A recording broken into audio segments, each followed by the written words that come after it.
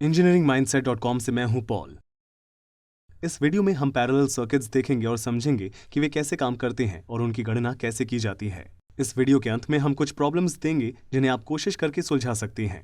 तो हम सर्किट के कंपोनेंट्स को या तो सीरीज में या पैरेलल या सीरीज और पैरेलल के संयोजन में लगा सकते हैं। इस एनिमेशन में हम इलेक्ट्रॉन फ्लो का प्रयोग करेंगे जो नेगेटिव से पॉजिटिव की ओर बहते हैं। शायद आपको परंपरागत करंट देखने की आदत हो जो पॉजिटिव से नेगेटिव की ओर प्रवाहित होता है। यहाँ वास्तव में इलेक्ट्रॉन प्रवाहित हो रहे हैं। परंपरागत प्रवाह ही मूल सिद्धांत है और यही अभी भी पढ़ाया जाता है क्योंकि वह समझने में आसान होता है। बस जान लीजिए कि दोनों क्या होते हैं और हम कौन से वाले का इस्तेमाल कर रहे हैं। जब हम लैम्प को बैटरी के साथ सीरीज में या पैरेलल जोड़ते हैं तो इलेक्ट्रॉन्स बैटरी के नेगेटिव टर्मिनल से वायर से होते हुए लैम्प में जाते हैं और फिर बैटरी के पॉजिटिव टर्मिनल में जाते हैं। सीरीज वाले कॉन्फ़िगरेशन में इलेक्ट्रॉन्स के प्रवाहित होने के लिए केवल एक पाथ होता है। अगर हम एक सीरीज सर्किट में दो लैम्प लगा दें तो दोनों लैम्प जलने लगेंगे, लेकिन अगर उनमें से एक बल्ब खराब हो जाता है तो पूरा का पूरा सर्किट काम करना बंद कर देता है क्योंकि इलेक्ट्रॉन्स के प्रवाह के लिए केवल एक ही पाथ है। आपने ऐसा ही कुछ दिवाली के लिए झालरों या लाइट्स की लड़ियों में देखा होगा। इसका एक समाधान यह है कि लैंप्स की वायर्स को पैरेलल में लगाया जाए। ऐसा करके हम इलेक्ट्रॉन्स को कई पाथ प्रदान करते हैं। अगर एक लैंप काम करना बंद कर देता है तो खराब वाले पाथ को छोड़कर बाकी का पाथ काम करता रहता है। मान लीजिए कि हम 1.5 वोल्ट की एक बैटरी लेते हैं। अगर हम दो सिरों के बीच वोल्टेज मापने के लिए मल्टीमीटर लें तो हमें 1.5 वोल्ट की रीडिंग मिलेगी, लेकिन अगर हम एक ही सिरे को मापें तो रीडिंग शून्य होगी। क्यों? क्योंकि हम केवल दो सिरों के बीच वोल्टेज के अंतर को माप सकते हैं। वोल्टेज पानी की पाइप में दबाव की तरह होती है। अगर हम टैंक को पूरा भर दें तो पानी का दबाव अधिक होगा और हम प्रेशर गेज से इस दबाव की रीडिंग ले पाएंगे। गेज दो सिरों के बीच तुलना करके दबाव के अंतर का पता लगाता है। यह पाइप के बाहर के प्रेशर और पाइप के अंदर के प्रेशर के बीच की तुलना होगी। जब टैंक खाली होता है तो प्रेशर में कोई अंतर नहीं होता क्योंकि अब पाइप के बाहर का प्रेशर पाइप के अंदर के प्रेशर के बराबर है। इसी तरह वोल्टेज के साथ भी होता है। हम केवल दो सिरों के बीच वोल्टेज के अंतर को माप सकते हैं।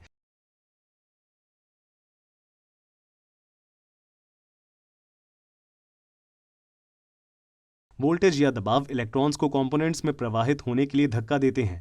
पैरेलल सर्किट्स में सर्किट के किसी भी बिंदु पर वोल्टेज समान होती है। इस बात से कोई फर्क नहीं पड़ता कि हमने मल्टीमीटर कहां कनेक्ट किया है, हमें वही रीडिंग मिलेगी। क्यों? क्योंकि हर एक कंपोनेंट या पाथ सीधे बैटरी के पॉजिटिव और नेगेटिव टर्मिनलों से जुड़ा है ताकि उन्हें पूरा दबाव मिले। सीरीज सर्किट में कंपोनेंट एक दूसरे से जुड़े थे, इसलिए वोल्टेज कम हो गई थी। पैरेलल सर्किट्स में कई मार्ग होते हैं और प्रत्येक मार्ग सीधे बैटरी से जुड़ा होता है।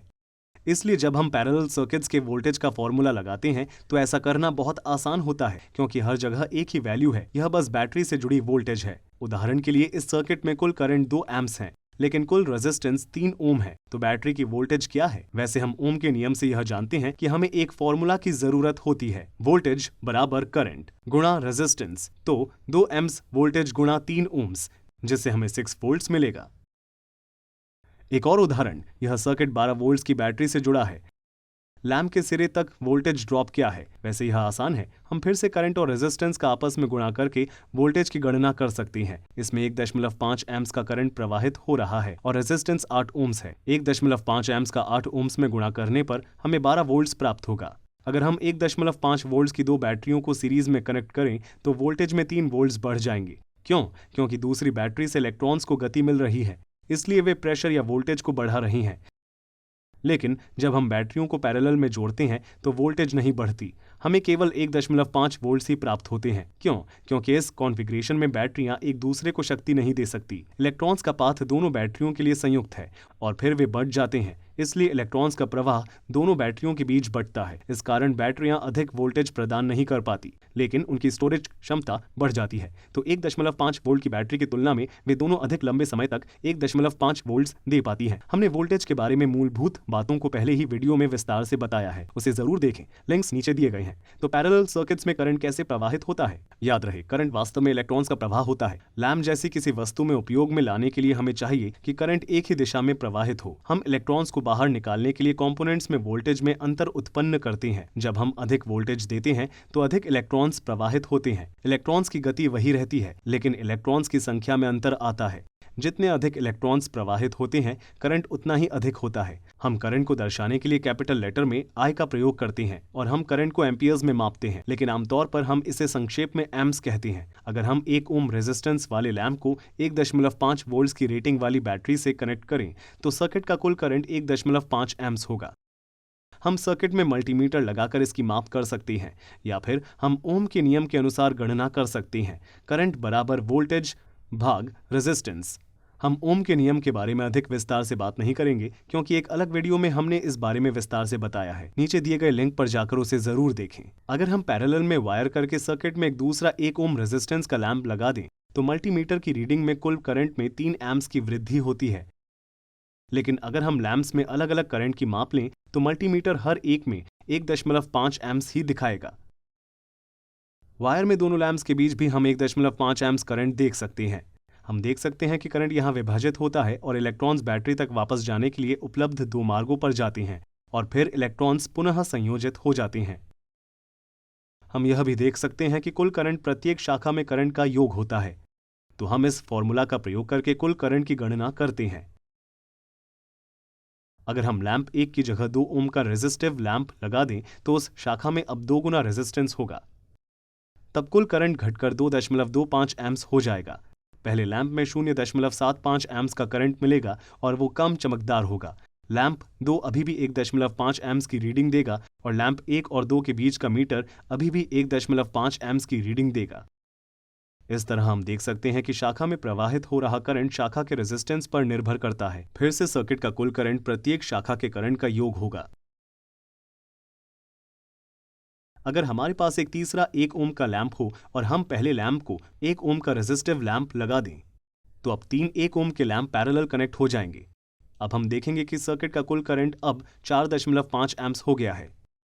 प्रत्येक लैंप में अभी भी 1.5 एम्प्स का करंट ही है। वायर पर पहले और दूसरे लैंप के बीच लगे मल्टीमीटर में करंट बढ़कर 3 एम्प्स हो गया है, लेकिन दूसरे और तीसरे लैंप के बीच का मीटर अभी भी बस 1.5 एम्प्स ही है। अगर हम वोल्टेज को दोगुना करके 1.5 वोल्ट से 3 वोल्ट कर दें तो करंट भी दोगुना हो जाएगा। कुल करंट बढ़कर 9 एम्प्स हो जाएगा। पहले और दूसरे लैंप के बीच करंट बढ़कर 6 एम्प्स हो जाएगा और प्रत्येक लैंप में अब 3 एम्प्स का करंट होगा। इससे हमें यह पता चलता है कि करंट को बदलने से वोल्टेज में भी परिवर्तन होता है। कुल करंट प्रत्येक शाखा के रेजिस्टेंस और कितनी शाखाएं कनेक्ट हैं इस पर निर्भर करता है।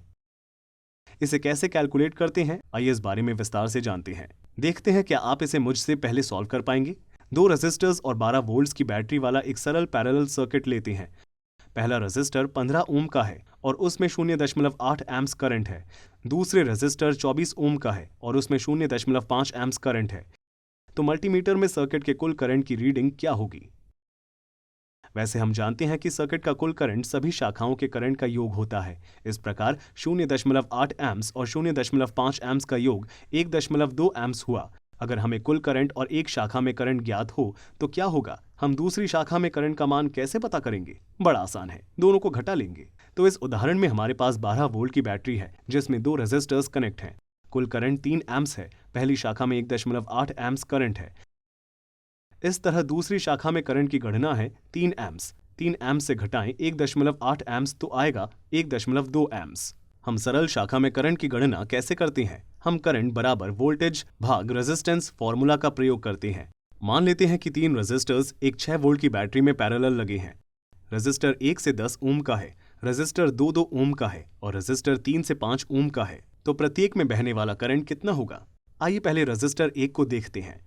करंट बराबर वोल्टेज भाग रेजिस्टेंस, तो करंट बराबर 6 भाग 10। इस तरह हमें 0.6 एम्प्स मिलेगा। रेजिस्टर 2 में करंट बराबर 6 वोल्ट्स भाग 2 ओम्स, तो हुआ 3 ओम्स। और रेजिस्टर 3 में करंट बराबर 6 वोल्ट्स भाग 5 ओम, जो 1.2 एम्प्स के बराबर हुआ। तो इस हिस्से में करंट 1.2 एम्प्स है क्योंकि यहाँ केवल एक रेजिस्टर से करंट मिल रहा है। इस वायर में करंट है 4.2 एम्प्स क्योंकि इससे रेजिस्टर 2 और 3 का करंट प्रवाहित हो रहा है। यहाँ करंट कुल करंट है जो 4.8 एम्प्स होगा क्योंकि इसमें से तीनों शाखाओं का करंट प्रवाहित हो रहा है। ठीक है, तो हम एक पैरेलल सर्किट में रेजिस्टेंस कैसे कैलकुलेट करेंगे? इसकी गणना करने में लोगों को सबसे ज्यादा मुश्किल आती है। फॉर्मूला ऐसा है कि देखने में यह कठिन लगता है लेकिन असल में यह बहुत आसान है। और मैं आपको दिखाऊंगा कि कैसे। इसे और भी आसान बनाने के लिए हमने एक ऑनलाइन कैलकुलेटर बनाया है। इससे आपकी पैरेलल सर्किट में कुल रेजिस्टेंस की गणना करने में मदद मिलेगी। आपको कैलकुलेटर का लिंक इस वीडियो डिस्क्रिप्शन में मिल जाएगा। उस सीरीज सर्किट में सर्किट का कुल रेजिस्टेंस प्रत्येक कंपोनेंट में रेजिस्टेंस के योग के बराबर है। क्योंकि इलेक्ट्रॉन्स को हर एक कंपोनेंट से होकर गुजरना पड़ता है, इसलिए वे जितने अधिक रेजिस्टर से होकर गुजरेंगे उनका रेजिस्टेंस उतना ही अधिक बढ़ जाएगा। लेकिन पैरेलल सर्किट में हम इलेक्ट्रॉन्स को प्रवाहित होने के लिए अलग अलग पाथ देते हैं, इसलिए हम पता लगाते हैं कि हर शाखा कितनी कंडक्टिव है या प्रत्येक शाखा से इलेक्ट्रॉन्स कितनी आसानी से प्रवाहित हो सकते हैं। फिर हम सारी वैल्यूज को जोड़ देते हैं और उसे वापस रेजिस्टेंस में कन्वर्ट कर देते हैं। अब 10 ओम के 2 रेजिस्टर्स के साथ इस सिंपल पैरेलल सर्किट को लेते हैं। हम इस सर्किट के कुल रेजिस्टेंस का पता कैसे लगाएंगे? हमें इस फॉर्मूला को लगाना होगा जो है RT, कुल रेजिस्टेंस बराबर 1/R1 प्लस 1/R2। उसके बाद हम R1 और R2 की वैल्यू की जगह रेजिस्टर 1 और रेजिस्टर 2 का मान रखते हैं। तो हम नीचे से शुरू करते हैं और 1 को 10 ओम से विभाजित करते हैं, जिससे हमें 0.1 प्लस 0.1 मिलता है। फिर हम दोनों को जोड़ देते हैं तो हमें 0.2 मिलता है। उसके बाद हम 1 को 0.2 से विभाजित करते हैं तो हमें 5 ओम का कुल रेजिस्टेंस मिलता है। अगर आप इसे अपने कैलकुलेटर पर या एक्सेल में करते हैं तो ब्रैकेट लगाना मत भूलिएगा। तो हालांकि हमारे पास अगर 10 ओम के 2 रेजिस्टर्स थे, हमारा कुल रेजिस्टेंस केवल 5 ओम है। ऐसा इसलिए क्योंकि करंट बढ़ गया है, इसलिए रेजिस्टेंस कम हो गया है। अगर हमारे पास 2 5 ओम के रेजिस्टर होते तो कुल रेजिस्टेंस 2.5 ओम होगा। अगर हमारे पास 10 और 5 ओम के रेजिस्टर हों तो फिर कुल रेजिस्टेंस 3.33 ओम होगा। अगर हमारे पास कुछ और रेजिस्टर हों तो हम उसे फॉर्मूला में जोड़ते जाएंगे। हम रेजिस्टर की वैल्यू रखेंगे और हमें फिर से 3.33 ओम प्राप्त होगा। उदाहरण के लिए एक 10 ओम, एक 5 ओम और एक 2 ओम का रेजिस्टर हो तो हमें 1.25 ओम का कुल तो फिर हम 1 को रेजिस्टर्स के भिन्न से विभाजित करने के फॉर्मूला का प्रयोग क्यों कर रहे हैं? आपको ये याद रखने की जरूरत नहीं है कि हम ऐसा क्यों करते हैं। आपको बस याद रखना है फॉर्मूला का प्रयोग कैसे करना। लेकिन मैं संक्षेप में ऐसा करने का कारण बता देता हूँ। चूंकि करंट के प्रवाहित होने के लिए कई पाथ हैं, तो हम इसमें यह पता लगाते हैं कि बिजली कितनी आसानी से हर पाथ से होकर गुजर सकती है। कंडक्टेंस यानी सुचालकता रेजिस्टेंस के विपरीत या व्युत क्रमानुपाती होती है। जैसा कि हम पहले ही जानते हैं, इस वैल्यू को उलटकर इसका विपरीत मान निकाल सकते हैं। 10 ओम के रेजिस्टर को देखें तो हम इसे 10 बराबर 10/1 भी लिख सकते हैं, क्योंकि 10/1 का परिणाम 10 होता है और आप ऐसा किसी भी संख्या के साथ कर सकते हैं। अब कंडक्टेंस या व्युत क्रमानुपात निकालने के लिए हम संख्या को उलट देते हैं और ऐसा करने के लिए हम भाजक या डिनोमिनेटर और भाज्य या न्यूमरेटर को आपस में बदल देते हैं। इस तरह हमें मिलता है 1/10, जिसका परिणाम है 0.1। हम इसे वापस रेजिस्टेंस में बदल सकते हैं। इसके लिए हमें इसे 1 से विभाजित करना है, जो कि इसका विपरीत है। तो 1/0.1 होगा 10। अगर हमारे पास 1 ओम का रेजिस्टर हो तो कंडक्टिव 1 होगी। अगर हमारे पास 1000 ओम का रेजिस्टर होता तो हमें 0.001 कंडक्टिविटी प्राप्त होती।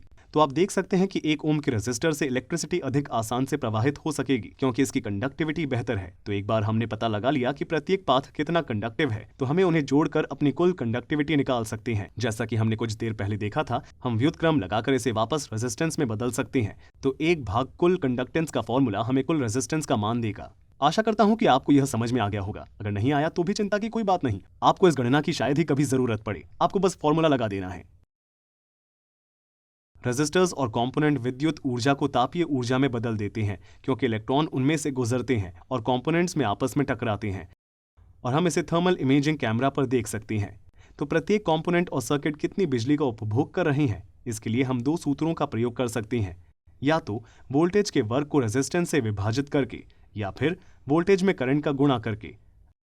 आइए कुछ उदाहरण देखें। मान लीजिए कि 10 ओम और 5 ओम के रेजिस्टर एक 6 वोल्ट की बैटरी के साथ पैरेलल में कनेक्टेड हैं।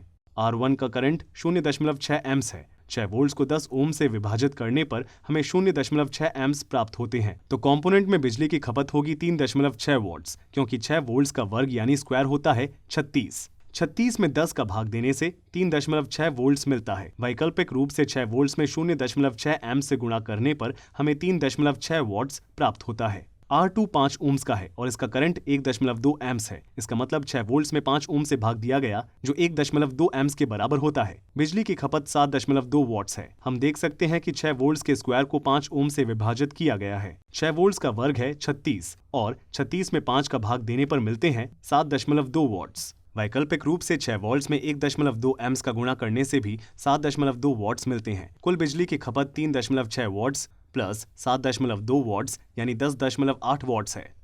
हम कुल करंट और वोल्टेज का गुणा करके भी यह निकाल सकते थे, या वोल्टेज के स्क्वायर में कुल रेजिस्टेंस से भाग देकर भी इसे निकाला जा सकता है। आइए देखें कि क्या आप ये प्रॉब्लम हल कर पाते हैं। मैं वीडियो डिस्क्रिप्शन में जवाब और उनके हल दे रहा हूं। प्रश्न 1, हमारे पास पैरेलल में 4 रेजिस्टर्स हैं, 10 ओम, 20 ओम, 2 ओम और 3 ओम। सर्किट का कुल रेजिस्टेंस क्या होगा? प्रश्न 2, हमारे पास 3 रेजिस्टर्स 1 वोल्ट्स की बैटरी के साथ पैरेलल में जुड़े हैं। सर्किट का कुल करंट 2.5 एम्प्स है। रेजिस्टर 1 10 ओम्स का है और करंट 0.6 एम्प्स है। रेजिस्टर 2 15 ओम्स का है और करंट ज्ञात नहीं है। रेजिस्टर 3 का रेजिस्टेंस और करंट दोनों नहीं पता है। रेजिस्टर 2 में बहने वाले करंट के साथ साथ रेजिस्टर 3 के रेजिस्टेंस और करंट का पता लगाएं। ओके, तो इस वीडियो के लिए इतना ही, लेकिन सीखना जारी रखने के लिए स्क्रीन पर दिए गए वीडियोस पर क्लिक करें और मैं आपसे मिलूंगा अगले लेसन में। हमें फेसबुक, ट्विटर, इंस्टाग्राम, लिंक्डइन और द इंजीनियरिंग माइंडसेट.com पर फॉलो करना न भूलें।